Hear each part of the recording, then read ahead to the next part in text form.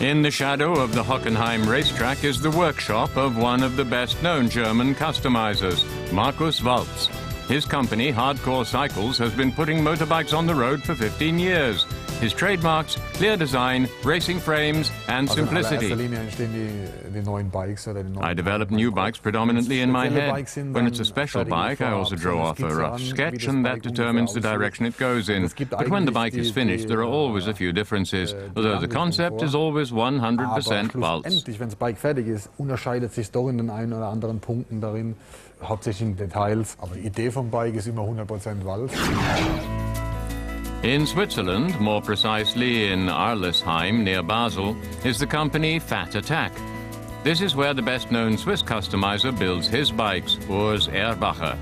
And Urs is Markus Walz's competitor at the first European biker build-off at the Custom Bike Show. Urs and his colleagues also build exclusive motorbikes.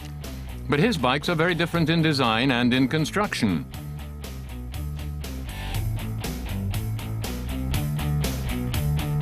Urs Erbacher has a different philosophy.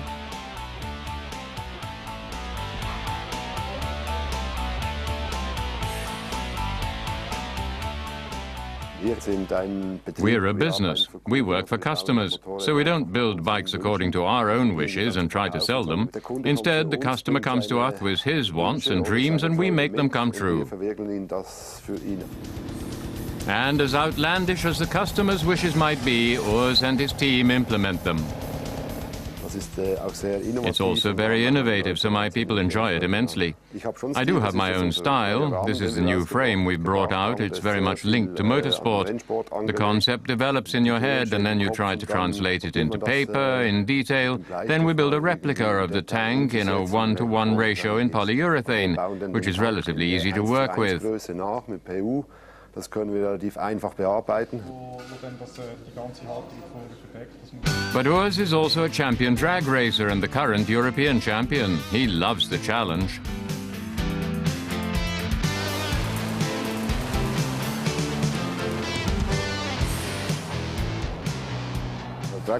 Drag racing is a knockout system. The most powerful wins. It's almost become half of my day job now because we've had quite a lot of success. So we have more sponsors and drive in America now too. In Hockenheim, Markus Walz is in the middle of preparations for the biker build-off. The last parts are being adjusted, sometimes slightly unconventionally.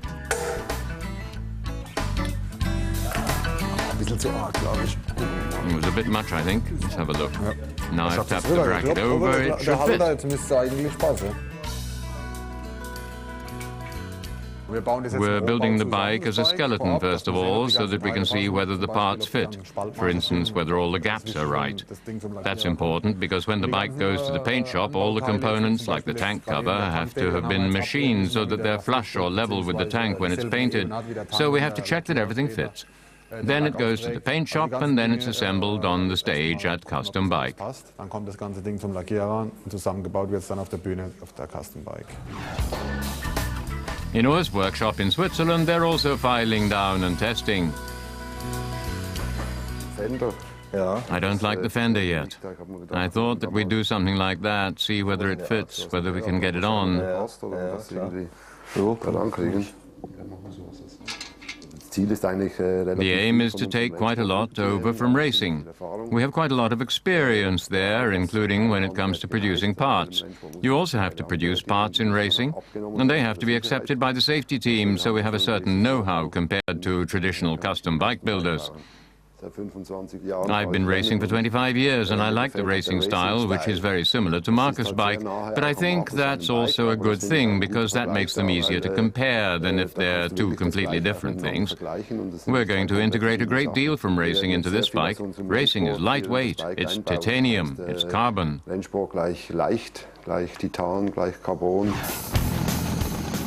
Markus Walz builds his bikes in the traditional style, and everyone carries his personal signature. All the motorbikes that I've ever built, I thought them out myself without copying any other successful concepts. Everything that I build, I've come up with myself, and the way that I build bikes is honest too. It's certainly the reason for my success when prominent customers like Kimi Räikkönen or Brad Pitt or Axel Schulz come here and want a bike exactly like that.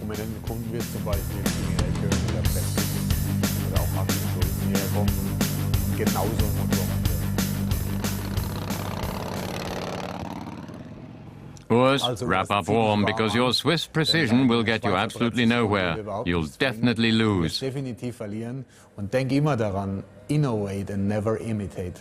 Markus, Swiss precision can never be beaten, and we're going to win. The Swiss always succeed, particularly me. The custom bike show in Bad Salzuflen. It's the show in Germany for exclusive bikes, ambitious conversions, and valuable one-offs.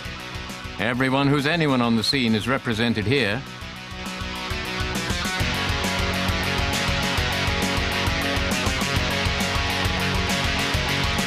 And as such, the exhibition is the perfect place for the first European biker build-off. On a separate stage, the teams prepare for the contest. It's their first opportunity to take a peek at the competition.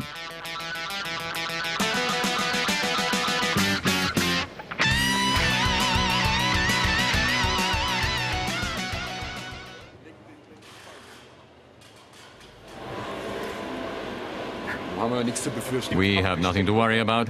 I can tell from the parts that we have nothing to worry about at all. They might be able to make cheese and chocolate, but not motorbikes.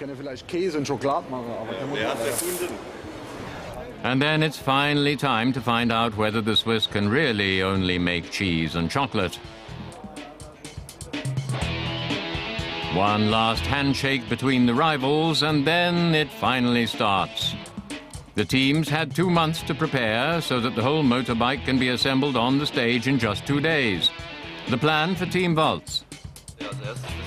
First of all, we get the wheels on, then the fork in, the gears in, the engine in, the drivetrain, and then all the cables, and then we'll see how we're doing for time.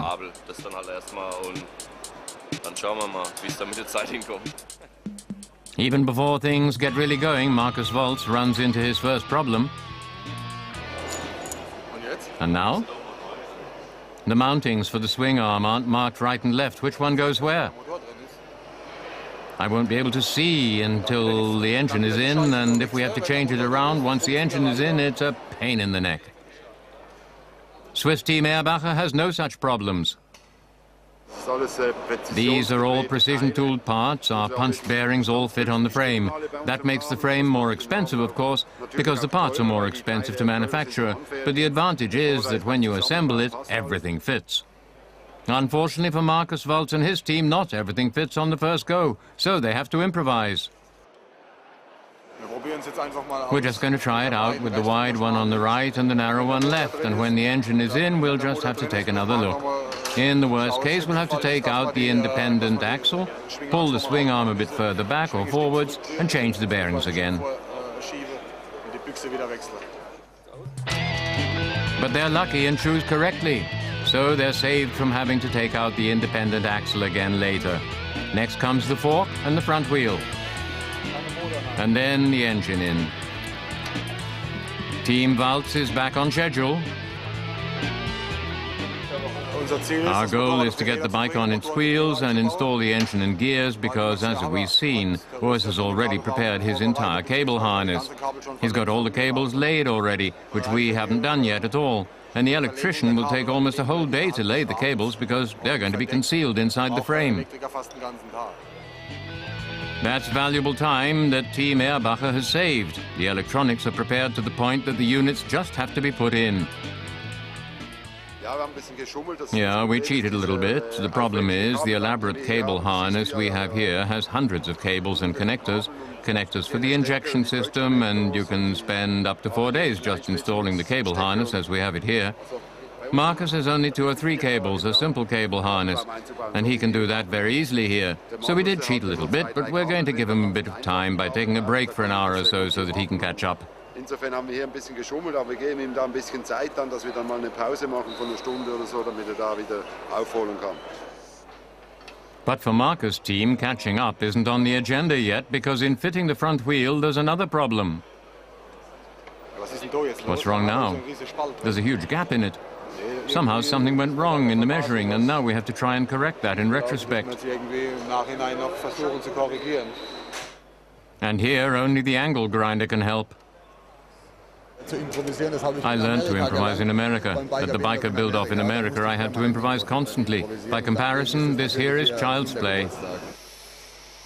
Improvising? Urs doesn't need to do that at all. Everything is going to plan. I have a good team, they're well rehearsed, and once again, Switzerland comes to the fore. Everything organized and checked beforehand, so we don't need the angle grinder. The German team isn't that well organized, but their small mistake is quickly fixed. In this case, it was a repair to the front axle. Correcting that generally takes just 2 or 3 minutes, but the problem is that we don't have a lathe, so I had to do everything with the angle grinder, which actually worked out quite well. And how does it look for the back wheel? Are there more problems there, or does it fit straight off?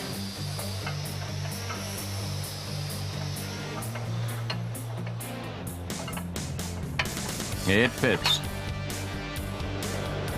And while Team Waltz now sets intently to work on assembly, and Argo, the electrician, finally gets to start on the bike's cables, Urs Erbacher's Swiss team is already enjoying the end of the first day.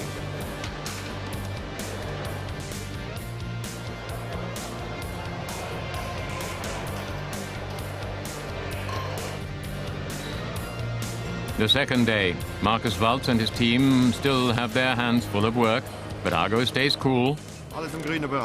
Everything's fine. There's German craft, where everything is done on site, on the stage, and then there's painting by numbers, as they say. Things aren't going smoothly for Team Waltz today either. Some parts need to be adjusted again and again, requiring improvisation. And when not everything fits on the first try, then it's made to fit.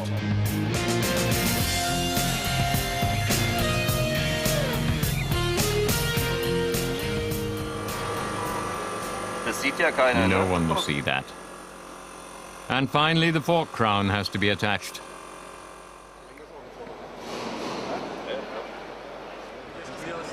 In Urs Erbacher's team, meanwhile, boredom has set in. We'd be finished in a quarter of an hour if we went hard at it, but now we've got to draw it out 3 to 4 hours, otherwise it wouldn't be fair to Markus and less fun for the spectators. So now we're getting to the stage where we don't know what to do.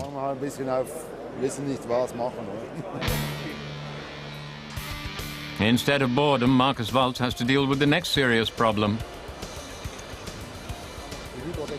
We've never used the hydro cap unit before, and now we've seen that the transmission ratio doesn't fit with the hand controls.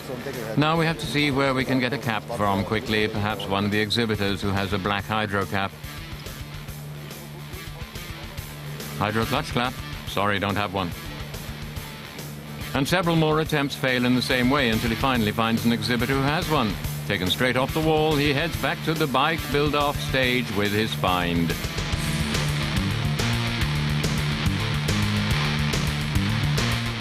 But the new cap is chrome, not black, and so doesn't quite fit the look of the bike. Improvisation is required once again.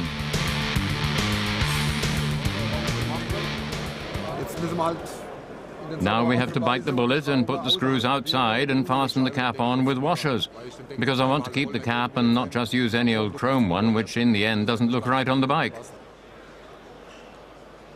And while Urs and his team are still bored, Markus and his team hectically drill through the cap and fasten it to the casing with long screws. Not as he imagined it, but it works. In the meantime, Mays starts on the last paintwork on the Waltz bike. I've done 6 or 7 bikes for him now, but this is a highlight, the biker build-off bike. I'll definitely be proud of that.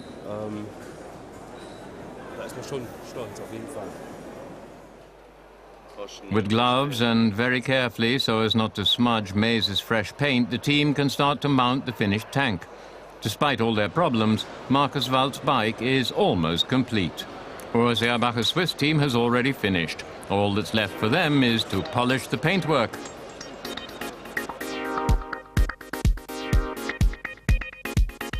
And for that, they've specially hired a professional.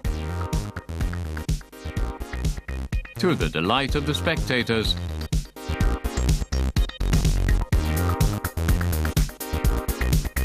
And Urs seems happy too.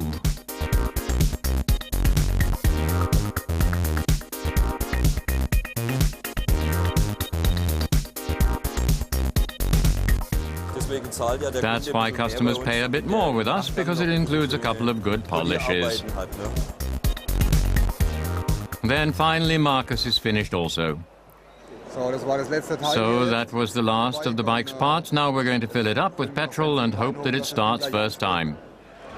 It's a tense moment for Urs too,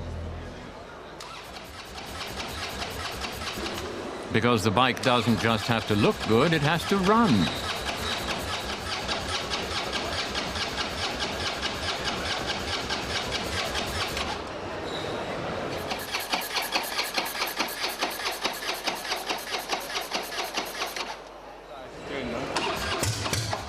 But it doesn't want to. So for the moment, Urs yields to Marcus.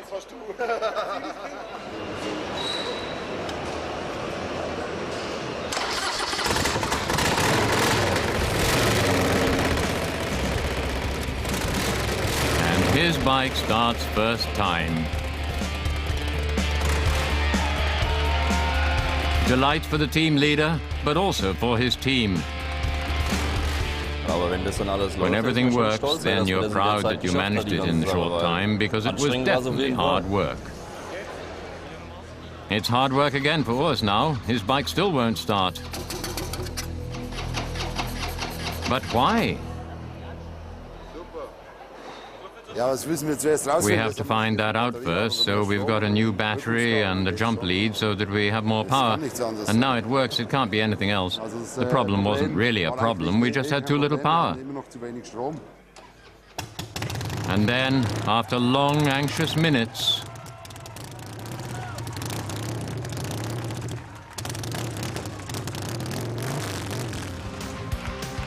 and now it's the audience's job to vote for their favorite bike, either for Urs, I like the color, or for Marcus' bike, because I really like the style of Marcus' bike. Every vote counts. I just preferred Urs' bike from a technological standpoint. It's just wonderful. I love those bikes. Hardcore, yeah. One thing quickly becomes clear. It'll be a head-to-head race between Urs and Marcus, with a very close result. And then it's time for the two bike builders to hear the public's decision.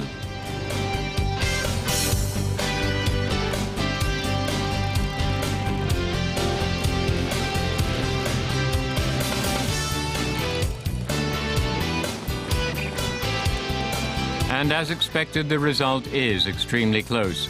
The winner has only a 22-vote margin.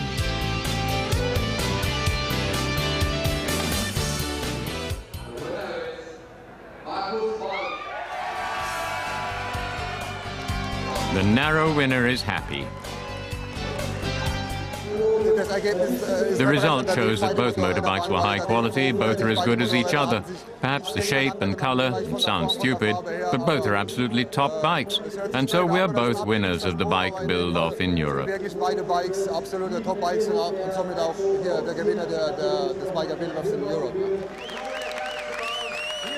And Urs proves to be a good loser.